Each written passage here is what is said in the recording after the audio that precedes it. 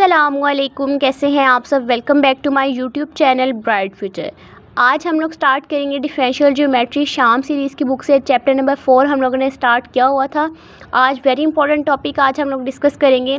Topic का name है torsion. Curvature हम लोगों ने ऑलरेडी डिस्कस कर लिया था। अगर आपने वो वीडियो नहीं देखी तो जाएं अभी और प्लेलिस्ट में डिफरेंशियल ज्योमेट्री के, तो वहाँ से आप लोग उस वीडियो को देख सकते हैं। ठीक है, अब हम लोग स्टार्ट करेंगे टॉर्शन। टॉर्शन हमारे पास क्या होता है, the arc rate of rotation of binormal, यानी कि रोटेशन ऑफ बाइनॉर्मल जो होती है वो हमारे पास क्या होती है, टॉर्शन होती है। और उसको डिनोट किससे करते हैं, इस वाले साइन से। ठीक है, टॉ से।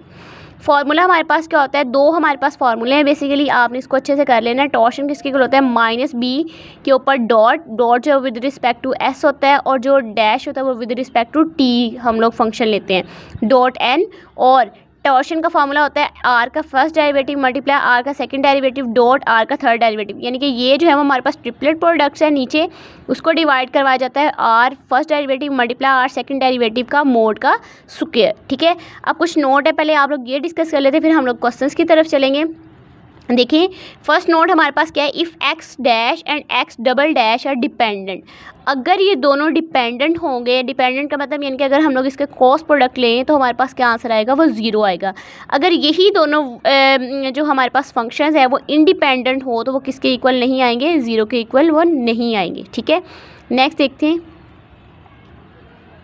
टॉर्शन में हमारे पास एक और फार्मूला यूज़ होगा, वो क्या होगा, टी के ऊपर डैश होगी, यानी कि विद रिस्पेक्ट टू टी हम लोग इसको लेंगे। तो हमारे पास फार्मूला क्या होगा, D T over D T. अब मैंने बता दिया टी किस लिए लिया, क्योंकि यहाँ पे डैश है, तो विद रिस्पेक्ट टू टी हम लोग इसको डेरिवेटिव लेंगे।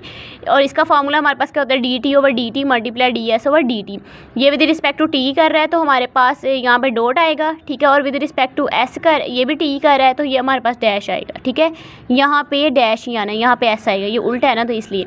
इफ़ कैपा, और थर्ड वाला हमारे पास नोट क्या है, if kappa is equal to zero then curvature is a straight line. अगर कैपा जो है वो जीरो के इक्वल आ जाए तो वो हमारे पास कौन सा कर्वेचर होगा, स्ट्रेट लाइन होगी। ठीक है, अब क्वेश्चन वेरी इंपॉर्टेंट ये क्वेश्चन है, आपने इसको अच्छे से समझ लेना है। उसी से ही अगर हमारे पास वैल्यूज़ चेंज भी होंगी तो आपको क्वेश्चन करने में मुश्किल नहीं होगी। ठीक है, ईजीली वो सॉल्व हो जाएगा अगर आप लोग इस क्वेश्चन को अच्छे से समझ लेंगे।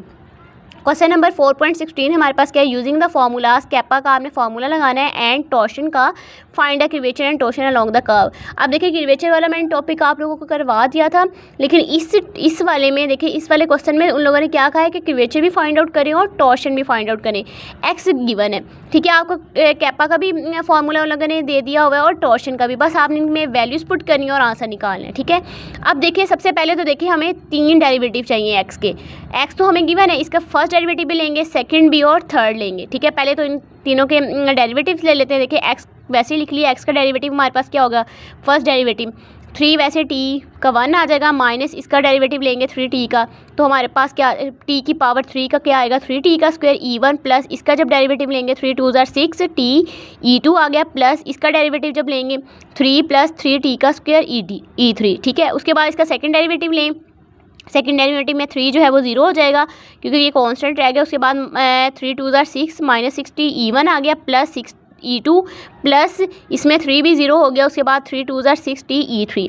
फिर थर्ड डेरिवेटिव लेना है, थर्ड डेरिवेटिव में ये वाली देखिए माइनस 6 e1, प्लस ये कैंसिल हो गया, ये 0 बन गया ना क्योंकि ये कांस्टेंट है, प्लस 6 e3 ये आ गया। अब हमें क्या चाहिए, देखिए कैपा जब हम लोगों ने फाइंड आउट करना है, उन लोगों ने क्या कहा है, first derivative multiply second derivative.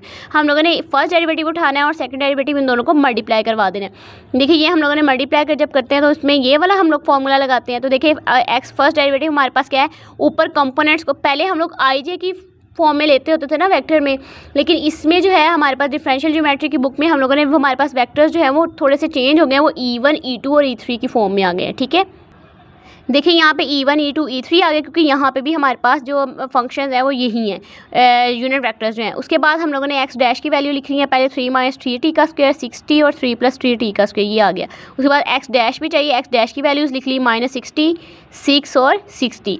अब हम लोग इसको मल्टीप्लाई करवा देंगे, जैसे हम लोग मोड लेते होते हैं, फर्स्ट वाली टर्म का फर्स्ट वाली रो कैंसिल हो जाती है और कॉलम कैंसिल होकर बाकी जो वैल्यूज़ होती है उनको हम लोग माइनस प्लस कर देते होते हैं। ये देखिए इसको इसके साथ मल्टीप्लाई करवाया, माइनस साइन माइनस का आता है और इन दोनों को मल्टीप्लाई करवाया। पहला प्लस का होता है, फिर माइनस का होता है, फिर ये वाले रो ये कॉलम सेकंड वाला कॉलम और फर्स्ट वाली रो कैंसिल कर देंगे, इन दोनों को मल्टीप्लाई करवाएंगे और इन दोनों को, ये वाली टर्म आ जाएगी। उसके बाद E3 का भी सेम एज इट इज़, ऐसे थर्ड वाला कॉलम चेंज खत्म कर देंगे और फर्स्ट वाली रो, तो हमारे पास इन दोनों को मल्टीप्लाई करवाएंगे और इन दोनों को, जब मल्टीप्लाई करवाए तो ये वाली टर्म आ गई। अब ये वैसे ही रहा, 6 इसके साथ मल्टीप्लाई हो रहा है, 6 3 18 प्लस माइनस माइनस 6 3 18, ये आ गया। उसके बाद 6 3 18 टी माइनस ये माइनस अभी नहीं हम लोग कैंसिल कर रहे, माइनस वैसे ही आ गया 6 3 टाइम 18 टी की क्यूब, ठीक है। प्लस साइन इसको भी मल्टीप्लाई किया 18 टी प्लस इसको भी मल्टीप्लाई किया तो ये वाली टर्म आ गई। उसके बाद 6 को फिर से मल्टीप्लाई किया प्लस और ये वाली टर्म 36 3 टी का स्क्वायर ऐसे ही आ गया। सही है। अब 18 टी का स्क्वायर 18 टी का स्क्वायर से कैंसिल हो गया, जो वाली टर्म बच गई है वो हम लोग लिख लेंगे, ठीक है। उसके बाद ये माइनस साइन को अब इन तीनों में से देखिए 18 कॉमन आ रहा है, वो बाहर निकाल दिया, बाकी यहाँ पे टी स्क्वायर -1 बच गया, यहाँ पे -22 बच गया, 2t E2 बच गया plus 1 plus T square E3 बच गया। अब नेक्स्ट जो है हम लोग इसको सॉल्व कर लेंगे। देखिए 18 बाहर आ गया, इसका अंडर रूट ले लेंगे, ठीक है। जब अंडर रूट लेंगे तो हमारे पास स्क्वायर आ जाएगा, a का स्क्वायर प्लस b का, वहाँ तक तो हमारे पास x dash multiply x second dash तो निकल आया, लेकिन अब हमें मोड भी चाहिए। मोड में हम लोग क्या करते हैं, तो इसी का अंडर रूट ले लेते होते हैं, तो हमारे पास इसका स्क्वायर निकालेंगे तो ये वाली टर्म बच जाएगी, इसका स्क्वायर लिया तो 4t का स्क्वायर बन गया, इसका स्क्वायर लिया तो ये वाली टर्म आ गई, ठीक है। ये कैंसिल हो गया तो ये वाली टर्म बच गई। अब 18 बाहर रहा, अंडर रूट 2 बाहर निकाल देंगे, ठीक है। और ये वाली टर्म का फार्मूला क्या बन रहा है, 1 प्लस टी का स्क्वायर का होल स्क्वायर फार्मूला बन रहा है, ठीक है। 18 2 और ये 2 जो है वो अंडर रूट से कैंसिल हो जाएगा तो ये वाली टर्म आ गई। अब देखिए फार्मूले में हमारे पास फार्मूला बेसिकली कौन सा है, ये वाला है। ये मैं पीछे से आपको 1 मिनट दिखा देती हूँ। ये देखिए ये हमारे पास फार्मूला है, हम लोगों ने ये दोनों का मल्टीप्लाई भी करवा लिया और इसका मोड भी ले लिया, ये मोड है, ठीक है। यहाँ पे थोड़ी सी मिस्टेक हो गई है, ये मैं सही कर देती हूँ। यहाँ पे फार्मूले में क्या है, मोड है, ठीक है। ये ब्रैकेट साइन नहीं है बल्कि क्या है, यहाँ पे दोनों तरफ पे मोड है, ठीक है। ये दोनों तो हम लोगों ने निकाले, उसका मोड भी निकाले। अब हमें फर्स्ट डेरिवेटिव का मोड भी निकालना है और उसका क्यूब लेना है। नेक्स्ट मैंने इसका मोड निकालने लगी हूँ। देखिए जब मोड लिया हमारे पास, देखिए एक्स डैश का हम लोग मोड लेंगे, a का स्क्वायर प्लस b का स्क्वायर प्लस c का स्क्वायर, इसका स्क्वायर लिया तो ये वाली टर्म वैसी है, इसका भी स्क्वायर लिया तो ये कैंसिल हो गई। तो इनमें से देखिए सब में से 9 कॉमन है, वो बाहर निकाल दिया, ये वाली टर्म बच गई। अब ये देखिए ये t की 4 है, ये t की 4, 2t का, ये देखें यहाँ पे ये t की 4 है और ये t की 4 है, ये t की 4 है, ये t की 4, 2t की 4 बन जाएगा। 2 दोनों में से कॉमन है, वो बाहर निकाल लिए। इसमें भी 4t का स्क्वायर था, यानी कि 2 बन गया था, 2 फिर कॉमन आ गया, 1 और 1 2, यानी कि इन सब में 2 कॉमन आ रहे थे, इसलिए वो बाहर निकाल दिए। यहाँ पे t4 बच गया, यहाँ पे +1 प्लस 2t का स्क्वायर, और ये अंडर रूट 9 जो है वो 3 के इक्वल आ जाता है, ठीक है। तो बाद 3 अंडर रूट 2 बाहर निकाल दी। इसका जो हमारे पास क्या होता है, वो किसके इक्वल होता है, 1 प्लस टी के स्क्वायर के इक्वल होता है, ठीक है। उसके बाद हम लोगों ने इसकी क्यूब भी लेनी है, पावर में क्यूब लेनी है, तो हमारे पास इसका क्यूब ले लेंगे, 3 3 27, सॉरी क्यूब लेना है हम लोगों ने, ठीक है। जब हम लोग क्यूब लेंगे, हमारे पास 3 को 3 से मल्टीप्लाई करवाएंगे, यानी कि 3 को 3 टाइम्स मल्टीप्लाई करवाएंगे, 3 को 3 से मल्टीप्लाई नहीं करवाएंगे, 3 को 3 टाइम्स मल्टीप्लाई करवाएंगे तो 27 आ जाएगा, और 2 अंडर रूट 2 वैसे ही, और ये वाली टर्म का भी क्यूब आ गया, ठीक है। उसके बाद देखिए हमारे पास अब कैपा का फार्मूला हम लोगों ने लगाया, ऊपर वाली टर्म जो आंसर दिया हुआ था पीछे से वो लिखा, और नीचे वाली टर्म का भी लिख लिया। अब इसको हम लोग कटिंग कर देंगे। देखें 2 9 18, 9 3 27, ये आ गया। ये अंडर रूट 2 से कैंसिल हो गया, ऊपर कुछ भी नहीं रहा, 1 प्लस टी का स्क्वायर बच गया, और नीचे 3 1 प्लस टी का स्क्वायर की क्यूब, ये वाला इससे कैंसिल हो गया, यहाँ पे स्क्वायर रह गया 1 प्लस टी के स्क्वायर का, और ये 1/3 आ गया, ठीक है। यहाँ तक ये हमारे पास कैपा निकला है। अब हम लोगों ने टॉर्शन भी सेम एज इट इज़ ऐसे ही निकालना है, हमें यहाँ पे ट्रिपल प्रोडक्ट्स चाहिए नहीं, ये तो निकाला हुआ है, बस उसका स्केल ले लेना है। अब देखिए ये हम लोग क्या करेंगे, इसको ट्रिपल प्रोडक्ट को कैसे लिखते होते हैं, फर्स्ट वाला और मल्टीप्लाई करवाते सेकंड से, और डॉट प्रोडक्ट होता है थर्ड वाले के साथ। मैंने फर्स्ट वाला एक्स का फर्स्ट डेरिवेटिव, यानी कि सब में 18 कॉमन होगा, पीछे से चाहे आप लोग देख लीजिएगा, 18 कॉमन है। अब देखिए हमारे पास एक्स डैश जो है उसकी वैल्यू मैंने लिखी यहाँ पे ये, उसके बाद एक्स डैश और एक्स डबल डैश की वैल्यू ये दोनों ये हैं, ठीक है। उसके बाद dot product x triple dash जो है वो इसकी वैल्यू ये है, ठीक है। उसके बाद 18 वैसे ही आ गया। अब इसको हम लोग सॉल्व कर लेंगे, ये इसको मल्टीप्लाई करवाते रहेंगे, फर्स्ट वाली को फर्स्ट वाली टर्म से मल्टीप्लाई करवाएंगे और सेकंड वाली को सेकंड वाली के साथ, थर्ड की कोई वैल्यू नहीं है, यानी कि उसकी वैल्यू क्या है, वो 0 है। उसके बाद इसको इसके साथ मल्टीप्लाई करवा दिया तो ये वाली टर्म आ गई, ये कैंसिल हो गया हमारे पास, तो 6 और 6 12 होता है, 12 को 18 से मल्टीप्लाई करवा तो ये वाली टर्म आ गई। अब हमें इसका क्या चाहिए, स्क्वायर भी चाहिए, ये फर्स्ट और सेकंड डेरिवेटिव का स्क्वायर लिया तो हमारे पास ये वाली टर्म आ गई, ठीक है। अब हम लोग इस फार्मूले में पुट कर देंगे। जब इस फॉर्मूले में पुट किया तो हमारे पास 1/3 1 + t का स्क्वायर आ गया, ठीक है।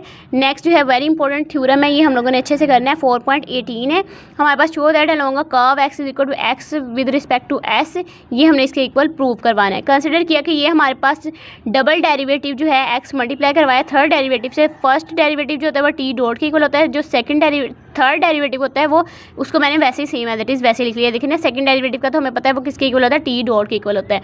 अब मैंने इन दोनों को मल्टीप्लाई करवाना है। ये देखिए इसकी वैल्यू वैसे ही रही। एक्स ट्रिपल डैश की हमारे पास वैल्यू क्या होती है, वो ये होती है, क्या होती है, minus kappa square T plus kappa dot N plus torsion के बी। आपने वैल्यू को अच्छे से याद कर लेना है। ये नेक्स्ट जो है ना प्रूव, उसको हम लोगों ने प्रूव करवाया भी है। ये मैं आपको जब प्रूव करवाऊंगी ना तो आपको ये इसकी समझ आएगी कि x3 कैसे आया। x के ऊपर 3 ट्रिपल डेरिवेटिव हमारे पास इसके इक्वल होता है, इसके इक्वल होता है, ठीक है। मैंने यहाँ पे वैल्यू पुट कर दी। उसके बाद देखिए हमारे पास टी डॉट हमारे पास इसके इक्वल होता है एन के इक्वल होता है। यहाँ पे मैंने इसकी वैल्यू पुट कर दी, ये वाली सेम एज इट इज़ वैसे ही आ गई, ठीक है। अब ये देखिए कैपा जो है इससे मल्टीप्लाई हो रहा है, ठीक है। तो क्या बन गया, माइनस कैपा की cube N cross T plus ये कैपा और ये कैपा मल्टीप्लाई हो गया और एन क्रॉस एन आ गया प्लस साइन कैपा, कैपा का स्क्वायर बन गया। ये टॉर्शन बाई निकाल दिया एन क्रॉस बी, ठीक है।